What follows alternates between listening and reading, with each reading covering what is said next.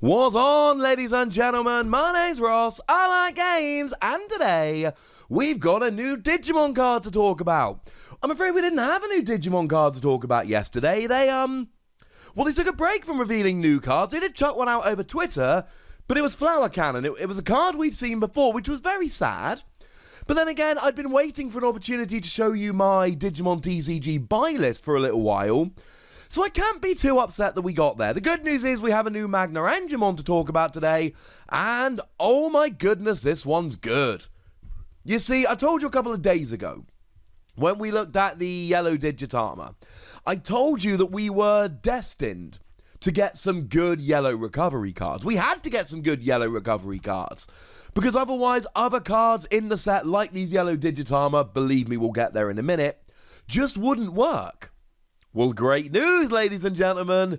Great news. Now, of course, our translation here does come from the lovely Jason Snowjacks, but actually here it comes from the lovely Obsidian Roost. Dude does have a lovely channel about the Digimon TCG. I'll pop a link in the description. Make sure you go and check that out. Let's show some love to the Digimon community. So Obsidian Roost came along and gave the translation. Jason Snowjacks gave it a look over and perfected it.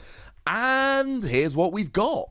We've got a 7 cost to play normally, 3 cost to evolve, 6,000 power. Now, what's interesting, of course, is that we did get a Magnaangemon back in the yellow starter deck. So if we're looking in terms of stats here, we can actually just compare the two of them side by side. How does it come out? Not great. Same cost, 1,000 less power. But of course, we can already see that it's got an inheritable and a non-inheritable skill. So yeah, we take a little bit of a hit on the power. It's slightly underpowered compared to what we would expect. But then again, there's a very good reason. Now, the non-inheritable skill, when you play it, recover 1. Oh yeah, no, that's actually really good. We like this very much indeed. And there's no downside here. We've seen a bunch of recovery cards so far that are good, but they always have some kind of downside. The closest we've actually come to just seeing a flat-out awesome recovery card is the Seraphimon. But Seraphimon, when you evolve, gives you recovery +1. The problem is, of course, you need to play it, and by it I mean a level 5 or lower, and then evolve up into Seraphimon in order to get this recovery. So it's not necessarily the early recovery that we might be hoping for, because it only actually works when you evolve into the level 6, not ideal. Still, incidentally, better than all the recovery we ended up getting back in the starter deck, etc.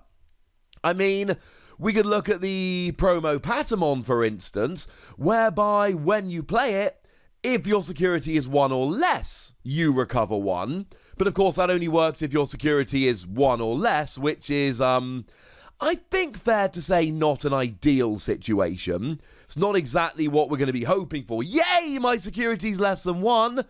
Party time, no. And similarly, in the starter deck, we got Angel Woman, who when you evolve, you got to recover 1 if your security was 3 or less. So we've had a bunch of recovery cards so far, but there's not been any unequivocal, now you just recover. And this is an unequivocal, no issue, you just get to recover when you play it down. Now, remember, this is when you play, not when you evolve. But this could be a turn 1 thing. You go first, you've got 0 memory, because whenever you go first, the starting player always has 0 memory.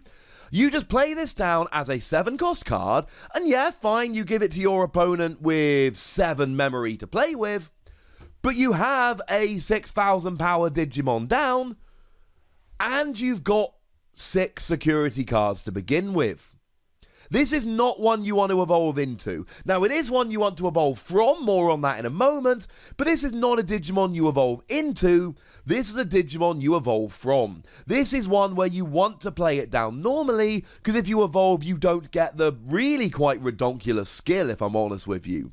So I love this. I love the automatic, no questions asked recovery. But then we've got a really nice inheritable skill as well.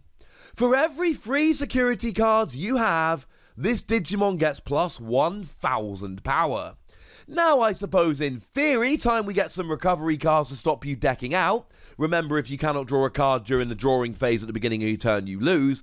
But if we get a few cards to stop that, this could potentially have infinite power. Although, not this, the Digimon that evolves from this. And this is why I'm not so worried about the low power for Magnaangemon here. Because I play it down and recover 1, and my aim is to try and evolve as soon as I can, and then I've just got extra power. I mean, there is a wonderful combo here with Seraphimon.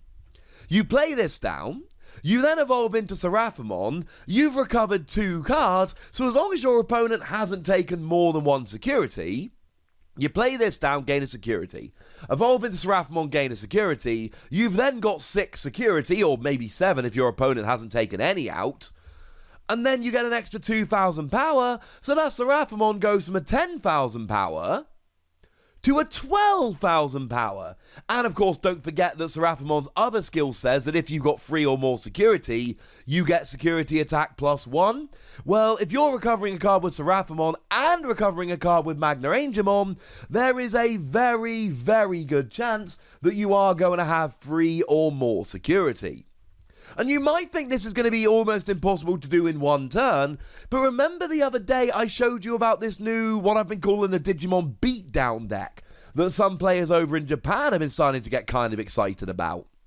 The theory being, you just play big, bad 10-cost level 6s, and you don't bother evolving, you just have these big level 6s so that you never hit any weak Digimon as security cards, and the only option cards you play are stuff like Gaia Force.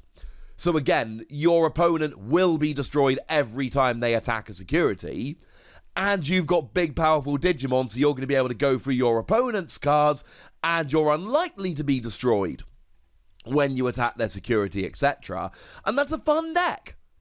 But the thing is, they're often going to want to go first and play something like a Plesiomon. They're going to give you 10 memory, and if you've got 10 memory, you can actually go Magnaangemon for 7, I recover. Oh, I've still got 3 memory left, evolve into Seraphimon. Oh, I recover again. Oh, wait, I had 10 memory, I'm at 0. I can still play another card. Now, not everyone's going to be playing this beatdown style of deck. I completely understand that. That is not lost on me.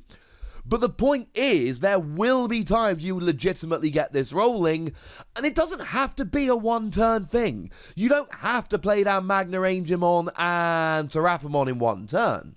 Remember that when you play down, you aren't allowed to attack. You've got what we often refer to as summoning sickness, and you can only be attacked if you're resting. So unless your opponent can play a card like Gaia Force to destroy you, or a card to reduce your power down to 0, which will work even if you're not resting, you're going to be rolling here. You're going to have another turn to evolve up into Seraphimon.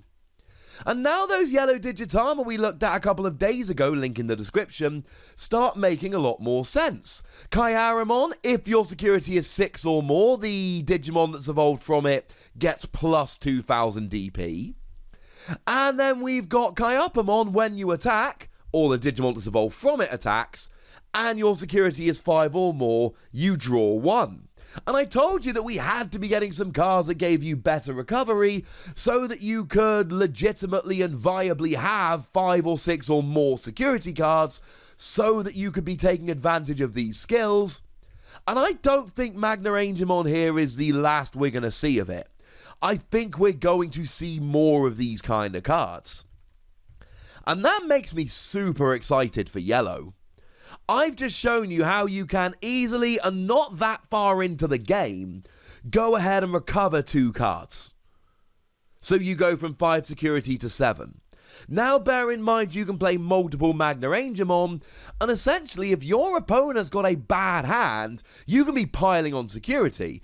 Obviously your opponent is always going to have the opportunity to build up a bunch of Digimon and start taking out your security, but if your opponent ends up with a bad hand such that they're forced to play level 6s for the stated cost, you're legitimately going to be able to pull this off, and that makes me incredibly excited. This is one of the most exciting cards I've seen from New Evolution so far, and I really don't think I'm exaggerating when I say that. But I'd like to know how you feel about it. I'd like to know how excited you are. So let me know in the comment section. Go nuts, be nice. And then make sure you like this video, subscribe to this channel, follow me on Twitter at the Wossy, where we talk Digimon and a whole bunch of other card games. Just saying, I picked up the Arkham Horror core set the other day. Maybe we start talking about that. And do consider checking out patreon.com/PTCG Radio, where you can support the channel, get weekly bonus podcasts, and all kinds of other fun things. But by far the most important thing, as always, look after yourselves till next time, would ya?